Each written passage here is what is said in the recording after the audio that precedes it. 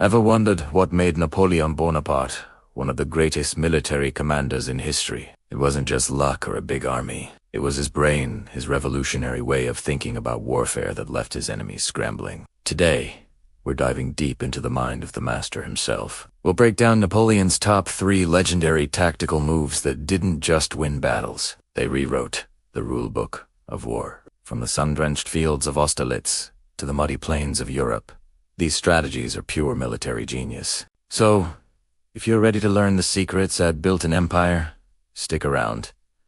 This is The Art of War, Napoleon. Let us start with the one that has pure poetry in motion. Te manœuvre de derrière, or the maneuver on the rear.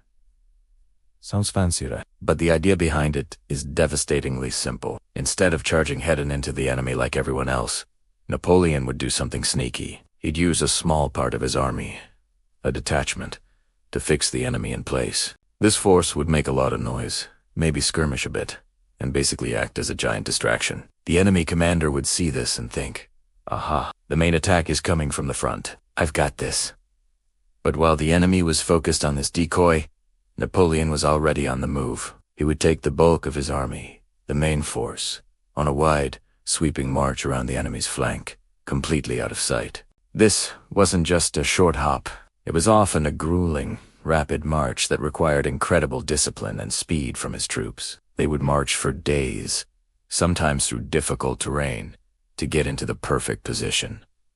And what was that position? It was directly behind the enemy army, cutting off their lines of communication and, most importantly, their path of retreat. Imagine being an enemy general. One moment, you're confident, facing a small force head-on. The next, you get reports that a massive army has magically appeared in your backyard. Your supplies are cut, your escape route is blocked, and your trapped panic sets in. The psychological shock was often as powerful as the physical threat. The classic example of this is the OLM campaign. In 1805, Austrian army under General Mack was waiting for Napoleon in Germany, expecting a frontal assault. But Napoleon's Grand Army marched at breathtaking speed in a huge encircling movement. Before Mack even realized what was happening, his entire army was surrounded. He was forced to surrender without a major battle. It was a checkmate on a continental scale. The maneuver de derrière wasn't just about fighting smarter. It was about making the enemy's army irrelevant before the real fighting even began. It was a masterpiece of strategy, speed, and deception. Next up, we have a tactic that proves why Napoleon was the undisputed king of the combined arms battle, the Grand Battery. In Napoleon's time, artillery was often seen as a supporting tool used to soften up enemy lines before an infantry assault. Cannons were spread out along the battle line, firing away without much coordination. Napoleon saw this and thought, what a waste of firepower. He decided to treat his cannons not as individuals, but as a single, overwhelming weapon. The Grand Battery was his answer.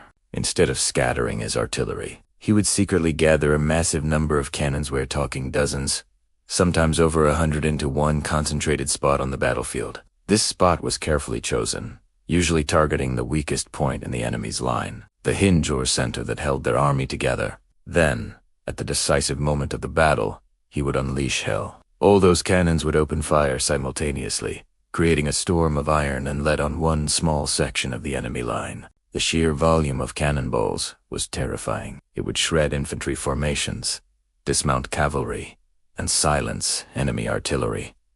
It didn't just kill soldiers, it shattered their morale. An entire section of the enemy's front would effectively be erased from the battlefield, creating a gaping hole. And Napoleon was always ready to exploit that hole. As soon as the cannons did their brutal work, he would send in his elite infantry reserves, or heavy cavalry, charging straight through the gap. The enemy line, already reeling and broken, would crumble completely. The Battle of Borodino in 1812 saw a massive Grand Battery in action. And at Wagram in 1809, he used over 100 guns to blast open the Austrian center. This wasn't just using artillery. It was weaponizing it on an industrial scale, turning it into a sledgehammer that could break any formation. It was a brutal, terrifying, and incredibly effective demonstration of concentrated power. Now, for our final, and perhaps most famous, tactical move, the strategy of the central position. This one is pure chess master genius. Designed for situations where Napoleon was outnumbered and facing multiple enemy armies, converging on him from different directions. Conventional wisdom would say to retreat or to face one army and hope for the best. Napoleon's solution was far more audacious. He decided to place his army right in the middle of them. It sounds like suicide, right? Putting yourself in the center means you can be attacked from all sides. But Napoleon saw an opportunity. By placing his army in the central position, he could keep his enemies separated. They couldn't unite their forces, which was his primary goal. Because they were on the outside of the circle and he was at the hub, he had shorter lines of communication and movement. He could move his troops from one front to another much faster than his enemies could coordinate and link up. Here's how it worked in practice. Napoleon would use a small portion of his army, a screen of troops, to pin down one enemy army. This force's job was not to win, but simply to hold the line and keep that enemy occupied for a day or two. While that was happening, Napoleon would rapidly concentrate the majority of his forces against the other, now isolated, enemy army. He would hit them with overwhelming local superiority, aiming to defeat them quickly and decisively. Once that first army was broken and retreating, Napoleon would leave a small pursuit force to chase them and then end. As the brilliant party would swiftly march his main army back to deal with the second enemy.